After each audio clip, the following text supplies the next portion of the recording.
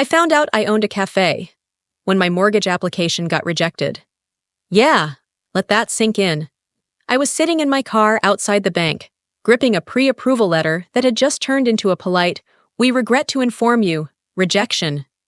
My credit score had plummeted by over 100 points, and I had no idea why. My name is Haley Whitman. I'm 29, a senior accountant at a food distribution company in Seattle.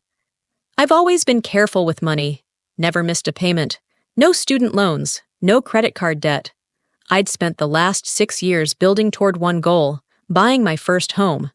My rental lease was up in 6 months, and I'd already picked out the condo I wanted. I'd done everything right. But apparently, someone had taken out a $45,000 business loan under my name. I thought it was a mistake. Some glitch in the system, maybe identity theft? I filed a fraud claim and began the exhausting process of pulling my full credit report, calling banks, digging through records. That's when I saw it. The business name, Luca Bean Café. That's my brother's name, Lucas Whitman, 27, the golden child, the dreamer, the entrepreneur who's had more failed ventures than I can count. He dropped out of college, blew through 2 internships, and spent the last 5 years bouncing between part-time jobs and startup ideas. My parents always called him ambitious. I called him reckless, and apparently criminal. I drove straight to my parents' house. My hands were shaking the entire way. They lived just 20 minutes from me, in the same house we grew up in. When I walked in, Lucas was already there, laughing with Mom in the kitchen like it was just another lazy Sunday. "Hey, sis," he grinned. "What's up?" I held up the credit report. "Want to tell me why there's a $45,000 loan under my name funding your new cafe?" His smile froze. My mom's face dropped. My dad came in from the living room and looked between us like he'd just walked into a landmine. There was a pause, a long, heavy, guilty silence. Then Lucas said, "You weren't supposed to find out." I swear I almost blacked out from rage. Mom jumped in, placing a hand on my arm. "Haley, honey, calm down. It's not what you think." "Did you know?" I asked her. My voice was ice. She glanced at my dad, then back at me. "It was just temporary. Lucas had the idea. He had the location. He just needed help with the paperwork. You have good credit. It's family. We thought..." "We thought?" I snapped. "You used my identity to get a loan. That's fraud." Lucas rolled his eyes. "You're being dramatic. I'm making the payments. It's not hurting you." "Not hurting me. I just got denied for a mortgage. This was my dream." And then came the sentence that still echoes in my mind. "You already have a stable job and savings," my mom said quietly. Lucas needed a leg up. That's what family does. No apology, no remorse, just expectations. Like my success meant I owed them everything. I left without saying another word. My hands were trembling as I closed the door. But something in me snapped shut that day. I wasn't going to cry. I wasn't going to beg. I was going to take everything back. The next morning, I made 3 calls. 1 to a lawyer, 1 to the bank, and 1 to the Department of Business Licensing. That's when I discovered something that stopped me cold. Because Lucas used my identity. Every business license, vendor contract, lease agreement, and ownership title for Luca Bean Café was legally under my name. I didn't just fund the cafe, I owned it. I stared at my laptop screen, heart pounding. Every document, business registration, lease, supplier contracts, tax forms, was signed with my name. My brother hadn't even bothered to fake a signature. He'd just copied my name onto every legal form like it was some harmless favor. He thought I'd never find out. Or worse, that I'd find out and do nothing. I was shaking, not just from anger, but from something deeper, betrayal, humiliation. This wasn't some random scammer stealing my identity. It was Lucas, my own brother, and my parents were in on it. I didn't sleep that night. Instead, I printed everything. Dozens of pages. I put them in a neat folder, labeled Luca Bean Café, Legal Ownership. Then I placed the folder on my desk and stared at it until sunrise. I didn't want revenge. I wanted justice. The next day, I took time off work and went to see my lawyer, Nina. She was calm and precise, the kind of person who made you feel like chaos could be sorted if you just followed the paperwork. After reviewing everything, she looked up and said, "Haley, legally, this business belongs to you. He used your credit, your name, and your identity. If you want to take over the cafe, you're fully entitled." I nodded slowly. "I don't want to destroy him," I said, almost convincing myself. "I just want him to feel what it's like, to have something taken away." Nina smiled faintly. "We can do that." In the following weeks, I stayed quiet. I didn't confront Lucas. I didn't call my parents. I watched. Luca Bean was doing better than I expected. The interior was sleek, all reclaimed wood and Edison bulbs. The Instagram account had over 6,000 followers. Lucas had finally landed something that worked. Too bad it legally wasn't his. He threw a 1-year anniversary party at the cafe. The kind with a jazz trio, string lights, and gourmet cupcakes. I got the invitation via group text, sent to the whole family. "Come celebrate 1 year of hard work and success. Luca Bean Café, Friday 7 p.m. The message ended with, "Special thanks to my amazing family for believing in me." I nearly choked on my coffee. The same family who believed in him so much, they sacrificed me in the process. Friday came. I didn't RSVP. I didn't dress up. I wore dark jeans, a blazer, and carried that same legal folder under my arm. My hair was tied back. I wasn't going to party. I was going to reclaim what was mine. When I walked into the cafe, the place was packed. Jazz music played softly. Lucas stood near the counter, grinning like a politician, shaking hands with guests. Our parents were there too, my mom in pearls, my dad holding a flute of champagne. None of them saw me at first. Not until I stepped up onto the low stage set up for speeches and tapped the mic. The jazz trio paused. "Hi, everyone," I said, heart pounding but voice steady. "My name is Haley Whitman. Some of you know me as Lucas's sister. What you might not know is that I'm also the sole legal owner of Luca Bean Café." Silence fell. All eyes turned toward Lucas, who went pale. I held up the folder. Lucas took out a $45,000 business loan under my name. He used my credit to fund this place, signed every document with my name, without my consent. Which means, legally, this cafe belongs to me. There were gasps. A few people laughed awkwardly, thinking it was a joke. It wasn't. Lucas tried to speak, but I cut him off. "Effective immediately, I will be assuming full operational control. A formal notice has been filed with the city. All future profits, contracts, and business decisions will go through me." My dad stepped forward. "Haley, stop. Don't do this. Not here." "Why not?" I looked at him coldly. "You had no problem letting him steal from me quietly." Lucas finally snapped. "You're ruining everything. You don't even care about this place." I walked over to him and leaned in. "Neither did you. You cared about owning something without earning it." Then I turned back to the crowd and smiled. "Thank you all for coming tonight. Drinks are on the house. This house." The jazz trio started playing again, trying to fill the silence. But I could feel it in the air. The shift, the stares, the whispers. That night, I didn't just reclaim a business. I shattered a lie they had all agreed to keep. And the fallout? It was just getting started. The silence at the cafe that night lingered long after I stepped off the stage. Lucas didn't say a word. My parents looked like they wanted the floor to open up and swallow them. Guests whispered. Some slipped out early, pretending to check their phones. The jazz trio played on, but no one was listening. I stayed for another hour, calmly introducing myself to vendors and staff. A few baristas looked relieved when I handed them my business card. Lucas followed me outside after the last guest left. His face was red with fury. "You just embarrassed me in front of everyone," he hissed. "You couldn't have handled this in private?" "You stole my identity," I said, voice steady. "You used me, privately. I'm correcting it publicly." "You're a monster," he spat. "You just want to destroy me." I looked him straight in the eye. No, Lucas, I just finally stopped protecting you. He stormed off without another word. I thought that would be the end of it, that Lucas would disappear into his usual cycle of silence and blame. But I underestimated just how far he, and our parents, were willing to go to take the cafe back. It started small.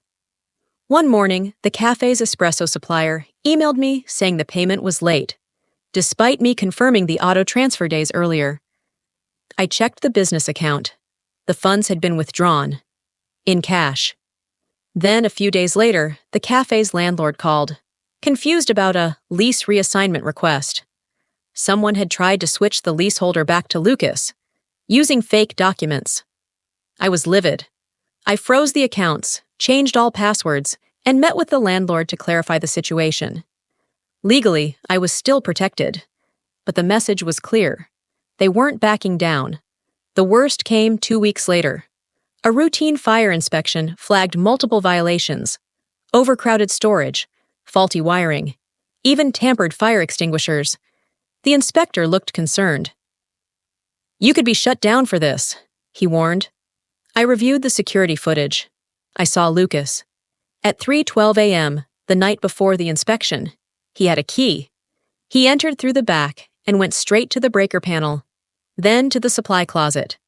I couldn't believe what I was seeing. He was sabotaging his own cafe, the one he supposedly loved, just to prove I couldn't run it without him. I forwarded the footage to my lawyer. We filed a restraining order and notified the police. Then came the dinner. My parents asked me to come over, said they wanted to talk. "No, Lucas," Mom promised. "Just us." Part of me hoped this was an apology, an attempt to repair what they'd broken. It wasn't. When I arrived, the table was already set. My mom had made pot roast, my favorite growing up. My dad poured wine. It all felt rehearsed. "We've been thinking," Mom began. "This whole situation with the cafe has gotten out of hand." "No kidding," I said. "We just think maybe it would be best if you stepped aside," Dad said. "Let Lucas run it again. You don't even want to be in food service," I blinked. "Are you serious?" "You're not being reasonable," Mom added. "He's your brother," I stood up. "He committed fraud. You both enabled it." Then my mom said something that made my blood run cold. "We mortgaged our house to help fund the cafe in the early days. Lucas didn't tell you that part, did he?" I stared at her. "What?" She looked down at her lap. "The house isn't in our name anymore. We signed it over to Lucas's LLC as collateral." I felt like the floor had tilted beneath me. "And?" I asked. "And if you keep going after him," my dad said quietly, "we'll lose everything." That's when I understood. They didn't want peace. They wanted control. And they were willing to emotionally blackmail me to get it. But they weren't prepared for what I'd say next. "Actually," I said, slowly pulling out my phone, "I already checked the LLC registration. The collateral? It's tied to my name.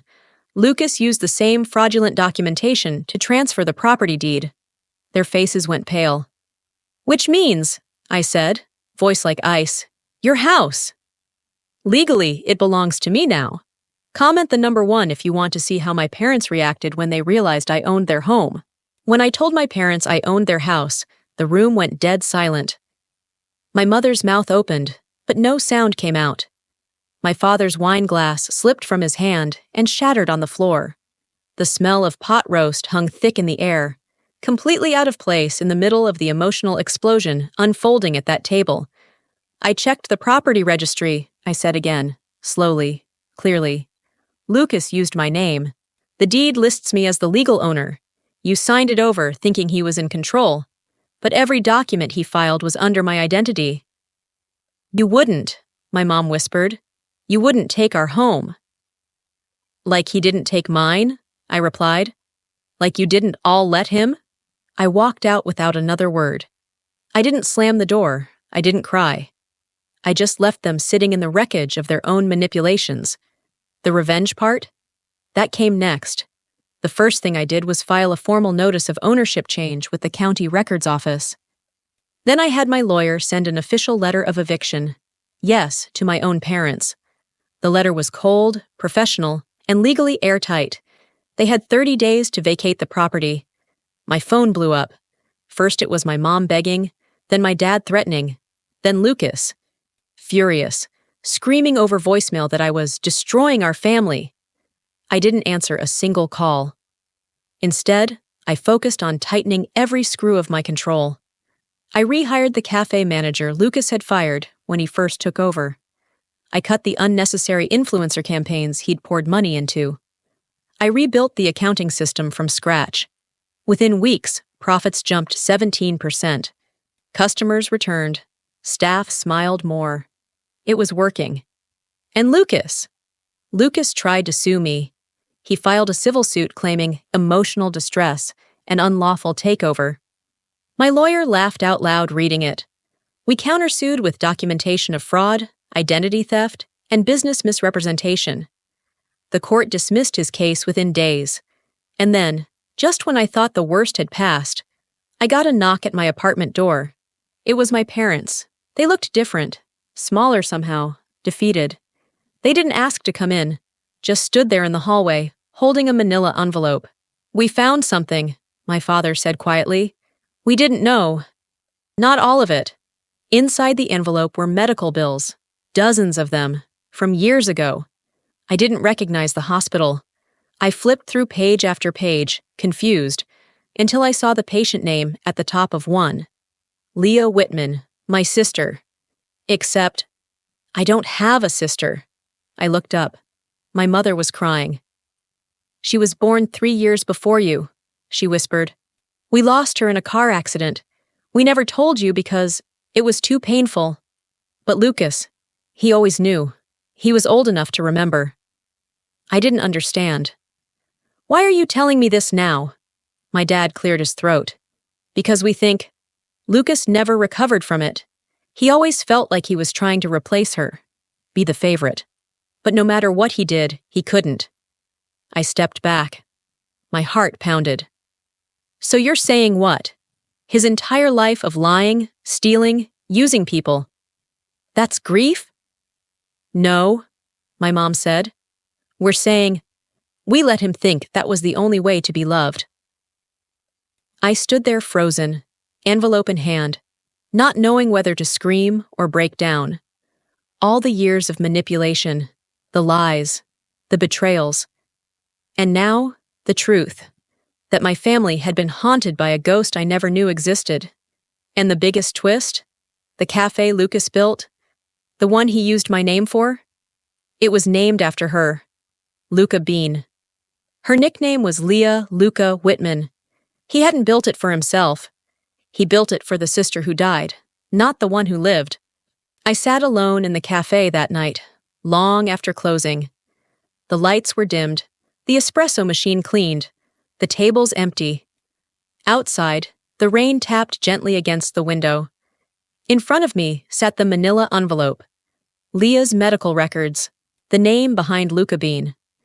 My brother had built a shrine to someone I never knew existed, a sister I was never told about. And somehow, in their twisted grief, my parents allowed Lucas to treat me like the replacement, like I was never really mine to begin with. That truth stung more than the fraud, more than the stolen credit, more than the lies. Because suddenly, I wasn't just angry, I was grieving too. But I didn't let that grief soften me. Lucas still made his choices, and he had to face the consequences. The next morning, I filed formal charges: identity theft, wire fraud, contractual misrepresentation. The DA's office moved faster than I expected, given how clean the documentation was. My lawyer had everything lined up: dates, emails, voice recordings, even security footage. There was no defense. Lucas was arrested 2 weeks later. He was charged with 3 counts of fraud and released on bail. My parents begged me to drop the charges, to show mercy because of what he'd been through. But I told them exactly what they'd told me the night they asked me to give him back the cafe. This isn't about feelings, it's about responsibility. Meanwhile, I took the cafe to the next level, rebranded it completely. New name, new signage. Leah's Cafe. I kept the nickname he gave it, but I made it mine, made it something real. Something that honored a memory, not a manipulation. I hired staff who'd been bullied by Lucas and gave them raises. I started donating a portion of the profits to children's trauma recovery programs, because if grief had turned Lucas into a monster, maybe it could become something healing for others. Lucas pled guilty. He accepted a plea deal that included a fine, community service, and probation. No jail time, but a permanent record. His reputation in the business community was destroyed. He applied to jobs all over town: barista, assistant manager, even delivery driver. No one would touch him. I heard through a former coworker that he moved out of state. Last I checked, he was couch surfing and working nights at a warehouse. He hasn't spoken to me since the sentencing. As for my parents, I let them stay in the house, on one condition. They signed a legal agreement relinquishing any future claims to the cafe, my finances, or my identity. If they violated it, I'd evict them within 30 days. Cold? Maybe, but after everything, I needed clear lines. Real boundaries. They visit sometimes. It's always awkward, but civil. My mom still can't look me in the eye when we pass by the shelf near the register, the one with the black and white photo of a little girl in a hospital gown, holding a teddy bear. Leah, my sister, the one I never knew, but somehow helped me find my voice. I think about her sometimes, about the space she left behind, and how, in trying to fill it, my family almost broke me. But instead, they handed me the tools to build something stronger. Today, the cafe is thriving, profitable, respected, a place of warmth and honesty. And me? I finally bought my own apartment. No cosigners, no debt. Just me, the keys, and the quiet strength of someone who refused to be used again. I didn't just take back what was mine. I took control of my story. Comment the number 1 if you want more stories where justice hits hard, and don't forget to like, share, and subscribe for the next revenge that'll leave you speechless.